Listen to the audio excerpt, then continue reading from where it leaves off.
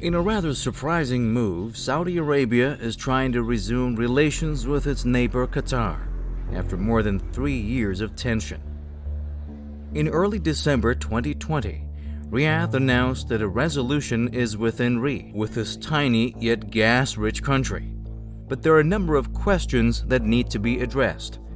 What has made the Saudi kingdom review its policy on Doha at this point in time? Is Riyadh really seeking a long-standing friendship with Qatar? And is the resolution really within reach? And what challenges might await the Saudis? While many are hailing the Saudis' initiative as a huge breakthrough, others think there is a long way to go.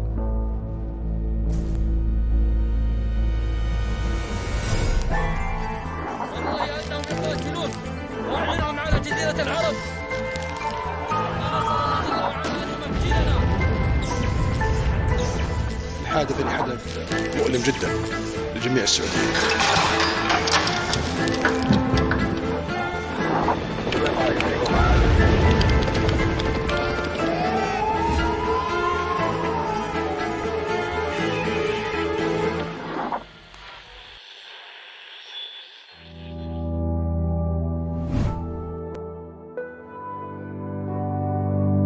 Since June 2017, Qatar has been under a crippling blockade from Saudi Arabia, the United Arab Emirates, Bahrain, and Egypt. But now, not the whole anti-Qatar quartet, but only Saudi Arabia is trying to reach out to Doha.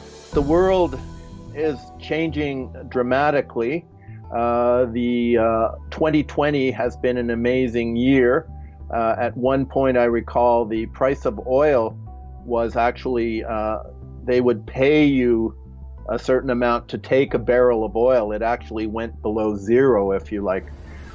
So the whole order of things is dramatically reshaped, pretty much to the disadvantage of Saudi Arabia.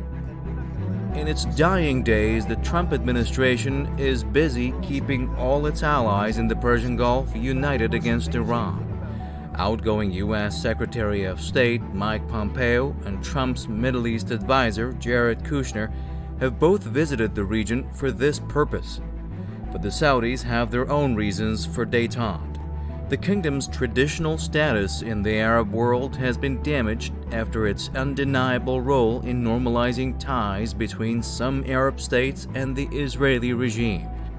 There are even opposing views inside the kingdom towards normalization with Israel, revealing fault lines among different political clans.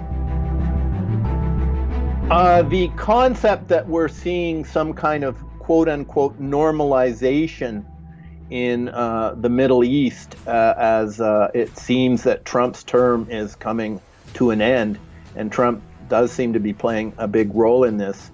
I think that is a misrepresentation. The Abraham Accords suggest to me that the real agenda is to establish a more solid military alliance between the Gulf powers, the sort of monarchies in the Gulf region, the Arab monarchies, and Israel. And this is not has nothing to do with normalization. It's actually a war agenda that is being advertised in the public relations language of normalization.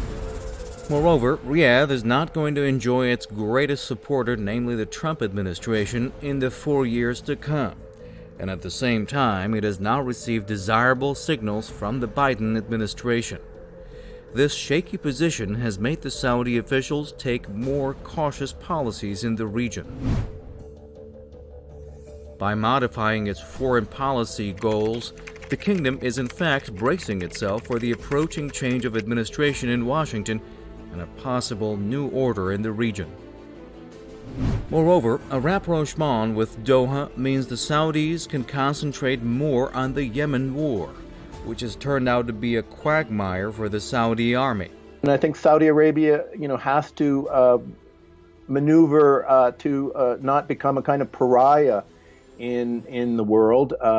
Its attacks and assaults on Yemen and the Houthi militias in Yemen have been, negatively viewed in the international community, and properly so.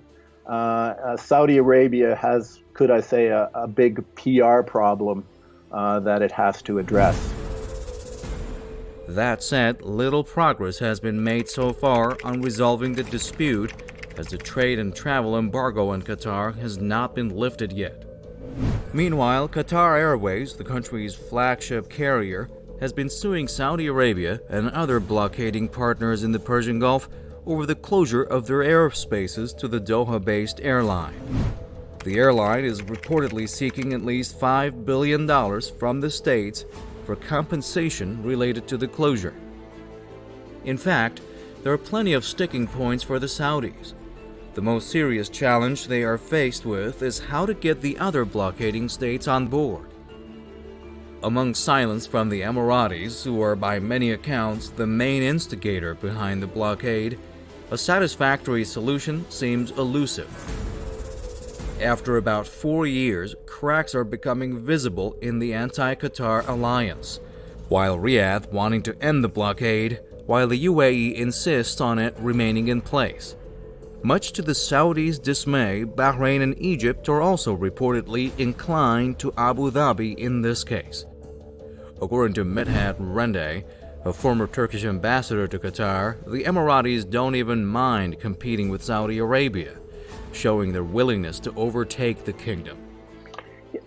This is something of a mystery to me, but UAE, Egypt, and Bahrain, they must have points in common that cause them to see Qatar in a different light.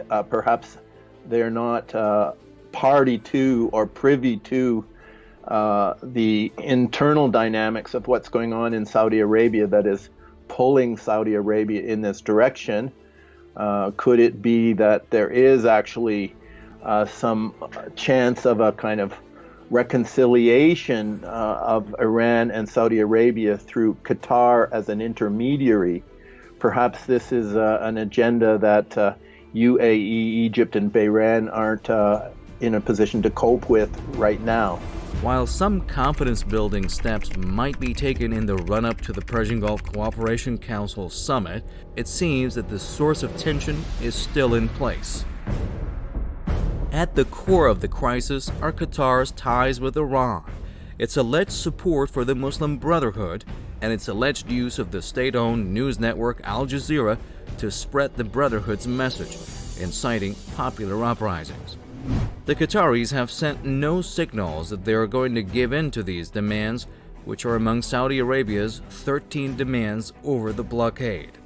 Saudi Arabia has cause to seek friendlier relations with Qatar. They speak about this through the language of normalcy, bringing back normalcy, but nothing is really normal about the situation we're dealing with these days. Perhaps Qatar's biggest enemy than the Saudi Crown Prince Mohammed bin Salman is the UAE Crown Prince Mohammed bin Zayed, who is deeply mistrustful of Doha. In the words of Kristen Coates Ulrichsen, a fellow for the Middle East at Rice University's Baker Institute for Public Policy, I don't at the moment see that the UAE is on board, as it might be a difficult sell for the Saudis to persuade the UAE to sign up to a final agreement or even a preliminary one. All in all, even if this current standoff is resolved, given the number of issues likely to remain unresolved, there is high potential for future conflict and perhaps another crisis in the future.